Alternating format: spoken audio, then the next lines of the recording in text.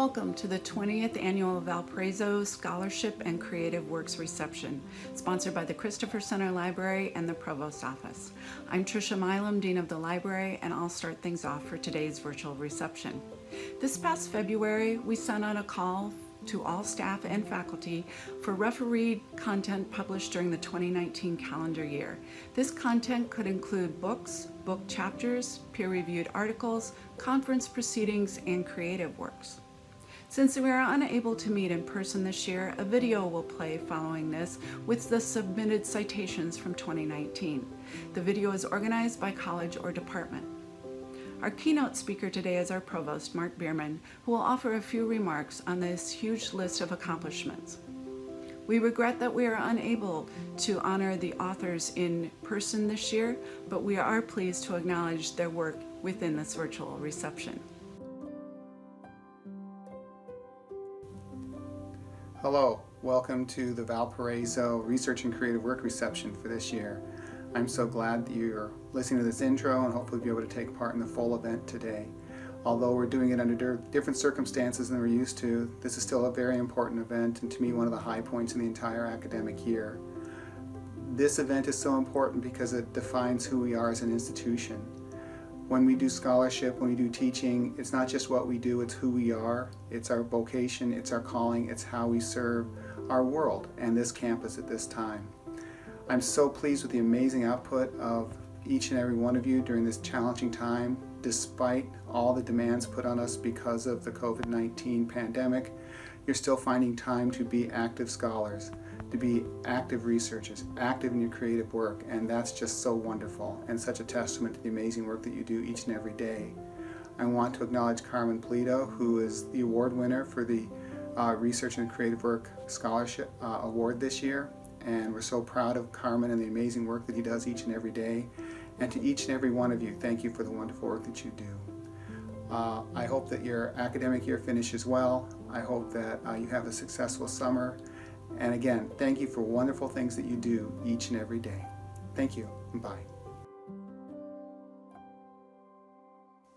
Hello, I am Dr. Carmine Polito, and I have the great honor of being the 2020 Valparaiso University Award for Excellence in Research and Creative Work winner.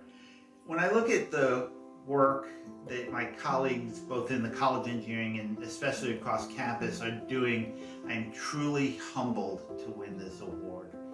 And now comes the time where I probably should say thank you to everybody who made this possible over the last 40 years. If I asked my brother for advice on how to do this, he would tell me to keep it short, keep it sweet, and don't embarrass the family. My sister would probably chime in with, it's too late for the latter part, but I'm going to give it my best shot anyway. First of all, I would never have achieved anything without the love and support of my wife Lisa, who supported me actually began on my third day when I met her when I arrived in Valpo, and continues to this moment as she's the one who's filming this. My family has always been some of my biggest supporters.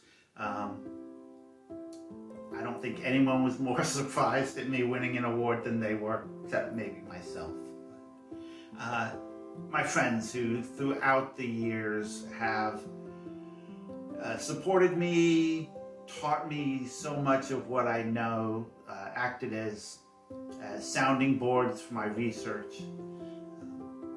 I guess this whole journey probably began almost 40 years ago when Ken Ellingbo and I left our hometown of Westminster, California to attend Cal Poly San Luis Obispo. It was at Cal Poly that I first really became aware of the true joy of engineering at an undergraduate-only university. It's special, unlike anything else you're ever going to find in engineering education. It was also there that I took my first soils class from Dr. Alex Ortiz, and I have no doubt, Gus, that I'm still getting a lot of it wrong. But from there, I went on and did my graduate work at Virginia Tech, where I have to thank the faculty for most of what I know in my field of study, especially my doctoral advisor, Dr. Jimmy Martin, and my colleagues and fellow students there who taught me as much as the faculty ever did.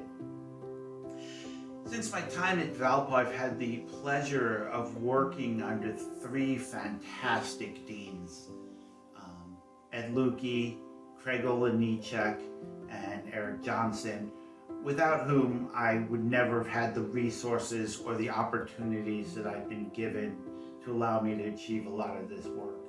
Similarly, my colleagues here have been outstanding. They've helped me with my research, they've acted as sounding boards, they've taught classes so that I could have release time as a chaired professor. I would especially like to thank the Jenny family for the time I had with the Jenny professorship. The late Dale Kempf, I had the great honor of serving as the first Kempf Chair of Engineering. And also to the Meyer family, who support through the Sieving chair has allowed me to really expand my research over the last few years.